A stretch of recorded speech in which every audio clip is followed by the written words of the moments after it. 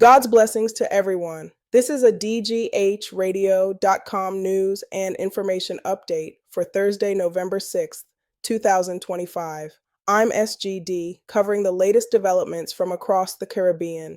Leading off with the region-wide recovery from Hurricane Melissa, United Nations assessment teams now say the storm's footprint spans millions across Jamaica, Cuba, and Haiti, with large swaths of people still facing food, water, and shelter needs.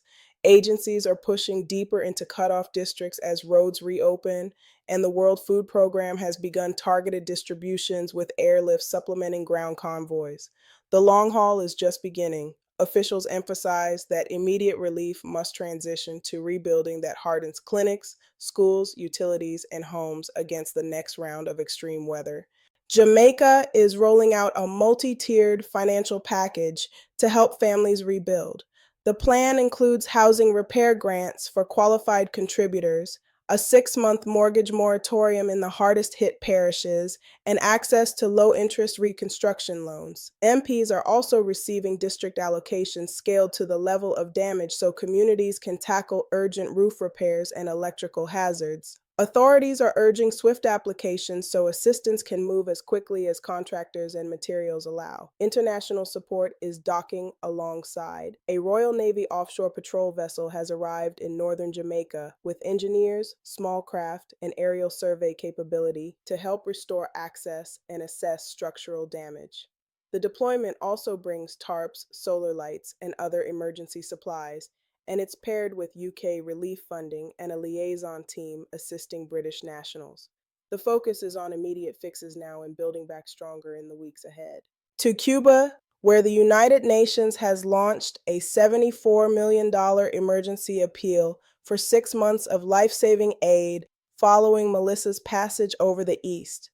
Priorities include safe water, emergency rations, shelter materials, and health support as isolated communities reconnect and hospitals work through flood damage. Coordinated deliveries will target the most vulnerable first, children, seniors, and those in the hardest hit provinces, while partners map out medium-term recovery for agriculture and critical services. In Barbados, authorities have issued a high surf advisory for the island's west coast.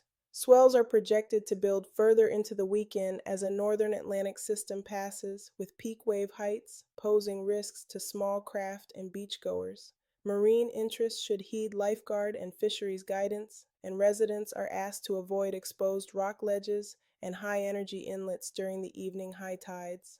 Turning to energy and industry, fertilizer producer Nutrien has confirmed a controlled shutdown of its nitrogen operations in Point Lisas, Trinidad through year-end due to persistent natural gas constraints. The suspension reverberates through downstream contracts and local employment, and it renews questions about feedstock reliability at the heart of the petrochemical estate. Stakeholders will be watching both the government and suppliers for concrete steps to stabilize volumes and timelines for any restart. Labor tensions in Barbados surfaced today as workers at C.O. Williams Construction staged a walkout at Lear's. Union representatives cite stalled talks over compensation and conditions.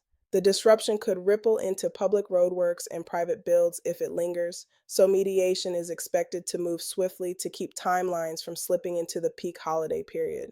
Road safety pressures also took the spotlight in Bridgetown, where an insurance leader warned that accident costs have become unsustainable. The island averages roughly 15 collisions a day, with repair bills climbing and parts delays lengthening vehicle downtime.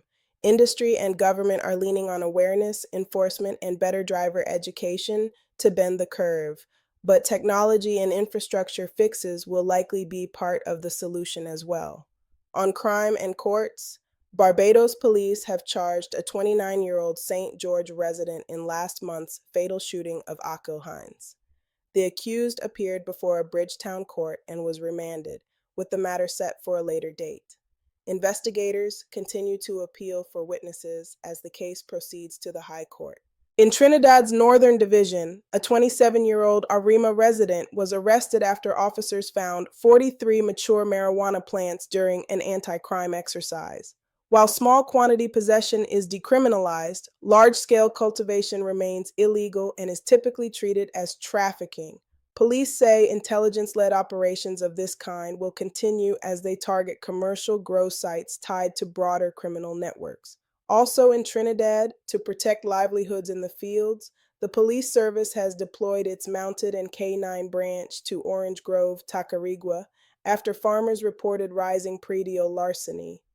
Mounted patrols can quietly navigate farm tracks that vehicles can't reach, and the visible presence is intended to deter overnight thieves while investigators work to disrupt resale markets for stolen produce. Sports now, and a first for Bajan cricket. Barbados's men are dialing up training ahead of a debut T20 tournament at the Bolivarian Games in Lima later this month.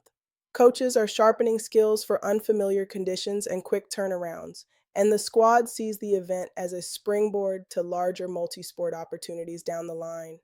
It's an ambassador moment, taking a Caribbean passion to new audiences. The West Indies men's side, meanwhile, is set for an intense T20 series in Auckland. Captains unveiled the trophy at One Tree Hill as both teams completed long travel windows. With short format specialists adjusting to New Zealand conditions, the series promises aggressive batting, smart bowling changes, and a chance to stamp momentum heading into the winter. And a quick traffic note for Barbados. Temporary evening road closures and diversions are in effect along Oyston's main road for the Food and Rum Festival's culinary showcase. Plan alternate routes, follow police instructions on site, and expect heavier pedestrian traffic around event hours. These and other issues are of great concern within the islands, and your voice matters. Share your thoughts or story tips by sending a text message with your name, parish, and a brief note to the newsroom. You will receive a call to verify your request. I'm your reporter, SGD, signing off for DGHradio.com. Remember, Singapore dollars and DGH. Together we source, gather, and deliver daily global headlines. Because on DGHradio.com, the news never sleeps. Ciao.